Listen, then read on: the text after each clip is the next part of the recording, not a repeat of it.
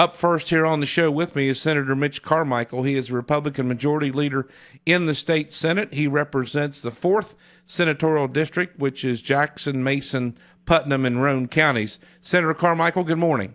Good morning, Mike. It's great to be with you this morning. Well, I appreciate you taking time to come on. You're always nice to do that. We've said on this show a number of times, Senator Carmichael, that with the new Republican leadership came a promise from Bill Cole and Tim Armstead and you as a majority leader and Darrell Coles as the majority leader in the House, that you weren't going to rule like the Democrat parties ruled for 80 years. You weren't going to force compromise. You were going to build compromise. That's been a pretty difficult task for you guys regarding this budget, hadn't it? Well, it has been in this particular instance, and it's always difficult, Mike, to budget and to develop and create a budget in an environment in which you have declining revenues. You're aware, and everyone's aware, that the coal industry and, frankly, the oil and gas industry is in those taxes that we generated from those particular industries we're down over $500 million. And so budgeting in that environment when people have to absorb cuts or other revenue measures is a difficult task. But we're getting there. We've passed a budget that relies heavily on the rainy day fund. The governor doesn't necessarily like it that way, but in terms of compromise, I think he's much better to sign this budget and then let us come back and work on perhaps some tobacco taxes or something and that way, Mike, we would eliminate the uncertainty within the state of West Virginia employees and the services that we provide. Senator Carmichael, it seems as if even though Governor Tomlin is probably the most experienced as it relates to this budget after a 40-year career, a stellar career, I may add, in the House and in the Senate, now as governor, it seems like he's a lame duck. He hasn't been able to reach any compromise with the leaders of his own party. I mean, on either occasion as it related to that tobacco tax, he got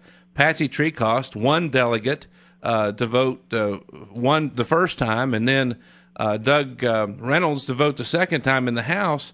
It just seems as if that the leadership of the House and the Senate just really has neutered the governor as far as his ability to win any kind of compromise with the Democrats in his own party.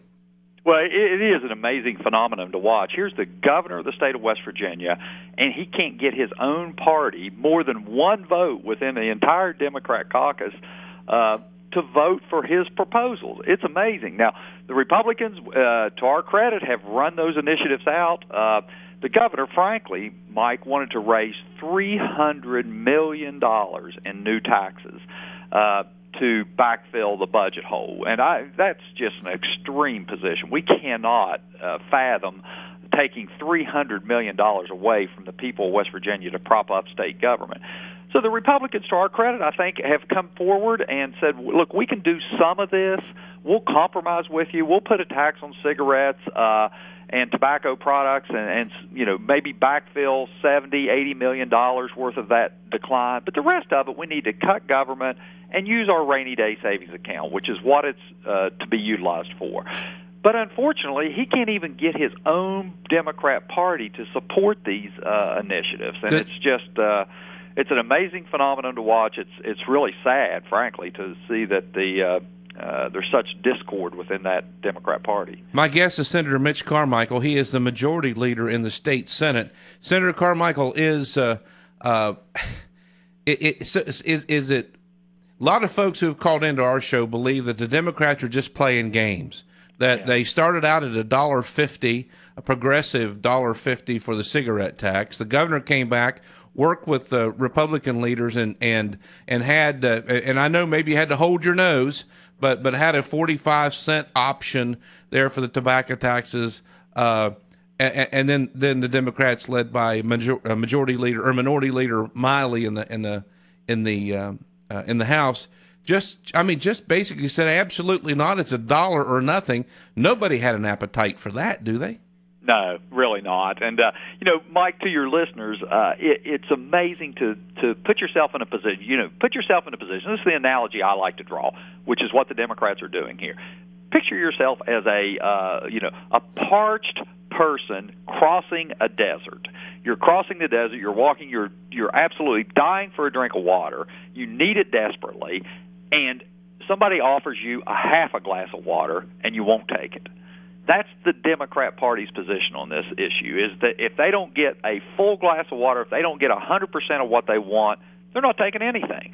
And it's just a ridiculous scenario. And really, frankly, if someone were, and I'm not so inclined to do this, but if someone were to say they were trying to play political games in order to benefit themselves as it relates to a government shutdown, you could almost make that case. I don't do that. I think everyone has a high-minded public service as their best motive here, and we want to solve this crisis. But the way to do it is to compromise and to move forward. And so that's what we're going to continue to work for. And I hope the governor signs this budget. I'm told that he won't, but if he doesn't, we'll fix it and give him another opportunity. Senator Carmichael, Democrats and Republicans alike, independents, libertarians, they want to be sure that before any taxes are raised, that the process of going through the budget line item by line item by line item and cutting where you can and making policy decisions on what the state can and cannot do as it relates to policies and programs, the voters want to be sure that you've done that. I know you've been doing it, and behind the scenes, that's not real sexy work, but the Democrats have sort of portrayed that as not getting anything done, and I know that Delegate Miley has just beat up the Republican leadership in the House and the Senate, and suggesting that no work has been done. Has that process of going through the budget line item by line item, has that process been completed yet? Are you satisfied that cuts, without jeopardizing program, that cuts have been made where they can be?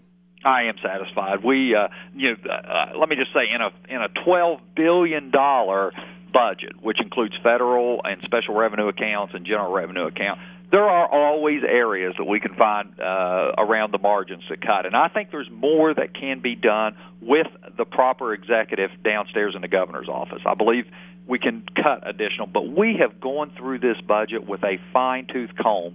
And what I would say, Mike, the budget that we passed cut $120 million from programs and so forth that we felt could be saved for the taxpayers of West Virginia. Now, as we approach the July 1 deadline for having a budget, I call upon my colleagues and the governor's office to let's work together in a spirit of compromise to do what's right for the citizens of West Virginia, to take a little out of our rainy day fund, maybe perhaps a third of our deficit, take that away, and then raise some cigarette taxes to put forth about a third of the deficit, and then we've made the government cuts. That's the proper way to do this, and we'll put the state government on the trajectory of a structurally balanced budget that will provide the vital government services that our citizens need and position West Virginia for explosive growth in our jobs and opportunities. State Senator Mitch Carmichael, the Republican Majority Leader in the State Senate. Thank you, Mitch, for spending time with us today. I really appreciate your input. Hey, Mike, it's always a pleasure, and look forward to working with my colleagues to get this budget across the finish line. Sounds good. State Senator Mitch Carmichael.